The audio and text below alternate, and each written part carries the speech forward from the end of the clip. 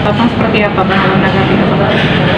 Jadi pertama-tama ya, dari pledoi yang saya tangkap ini satu aja nih, ada pesan moral buat beliau, dari beliau buat anak-anaknya kan, bahwa bapaknya nggak korupsi. Intinya kalau bapaknya nggak korupsi, nggak mungkin bapaknya disidangkan, ya kan? Itu aja dulu. Jadi umpamanya pledoi, marilah kepada substansi tuntutan jaksa agar kemana arah kerugian negara itu. Ya, kalau pledoi fokus aja di situ, jangan ke keluarga, jangan menarik istri, jangan menarik anak, karena kerugian negara itu cukup besar tuh, ya. Baik dari bentuk uang maupun izin tersebut. Jadi itu aja dulu. Tapi sejauh ini Abang menyaksikan, Abang ngikutin persidangan ya Bang? Ya, saya selalu itu berita yang paling viral dalam kasus korupsi yang perlu kita dukung kejaksaan. Jadi Pak, saya ikuti.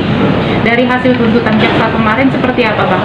Saya rasa bahwa kalau soal tuntutan ya 12 tahun itu terlalu rendah. Ya, dari sisi undang-undangnya terlalu rendah, kemudian dari sisi aturan ya surat edaran Mahkamah Agung kerugian di atas 100 miliar kan seperti apa.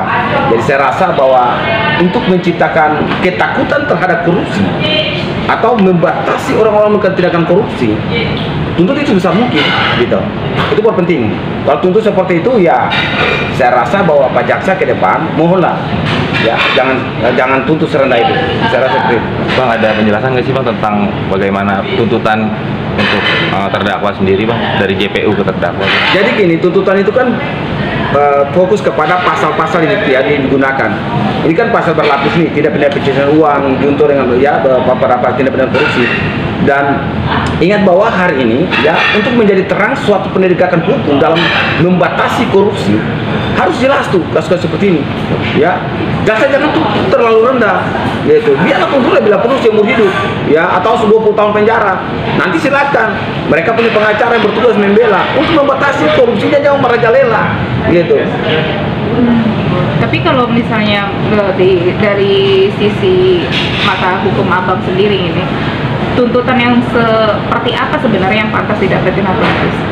Ya kalau TPU tidak punya pencucian uang ditambah dengan korupsi, minimal paling tepat itu 20 tahun. Itu paling tepat. Kalau lihat dari SEMA juga ini kan lebih 300 triliun, di atas 100 miliar.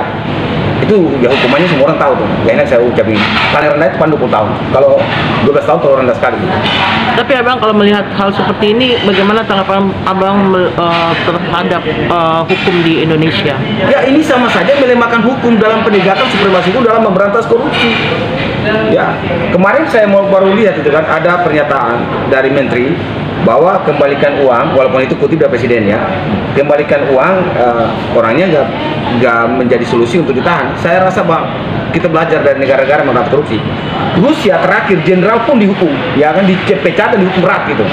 Cina ya dalam hal melakukan perlawanan korupsi, keluarganya pun dibasmi, wali kota, anak semua. Di Indonesia enggak, koruptornya dibiarin, koruptornya dimanjain. Kita kok berbagi nih, kenapa koruptor dimanjain? Bayangin loh, dia udah tahu dia korupsinya 100 miliar. Paling-paling untuk dia main suap-suap segala macam, tuntutannya ringan. Ya kan? Setelah tuntutannya turun, naik di polis, ya mungkin aja bisa turun lagi.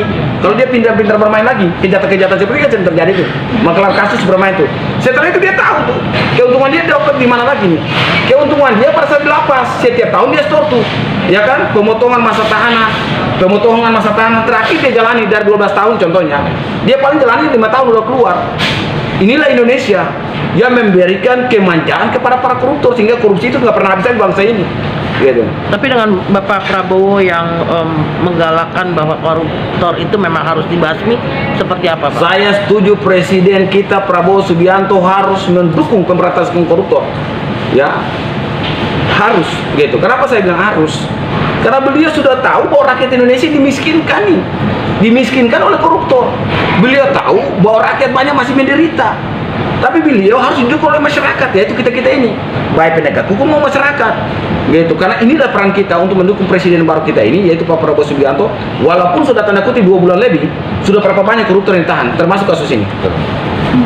Bang, mungkin kasih Bang Nati nih, dia kan mengajukan untuk bisa bebas, bisa keluar untuk bersama anak-anak pada saat Natal dan Tahun Baru. Harusnya dibolehkan atau nggak sih Bang? Jadi gini, saya rasa bahwa suruh anak-anaknya aja ke dia, ya. Siapapun pelaku korupsi yang sudah lebih dari puluhan miliar, ini sudah triliun loh. Jangan dimanjakan di depan rakyat Indonesia. Kita lihat masih banyak orang Indonesia menderita karena korupsi ini. Makanya saya mau kritik nih buat pemikir hukum kita ini. Ya, dalam hal pasal undang-undang konstitusi kita, fakir miskin dan anak terlantar dipelihara oleh negara. Jangan pelihara, Pak.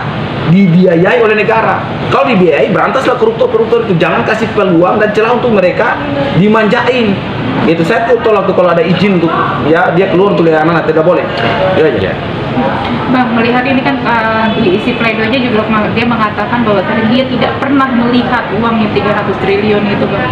Dia tidak pernah melihat uang yang 300 triliun itu, tapi dia turut merasakan PT-nya, merasakan, dan semua orang itu kan itu udah pasal 55 tuh. Dia mengetahui dan merasakan. Jadi sekalipun dia memberikan pembelaan seperti itu, mau dan tidak mau alat bukti jasa kan kita udah tahu cukup tuh.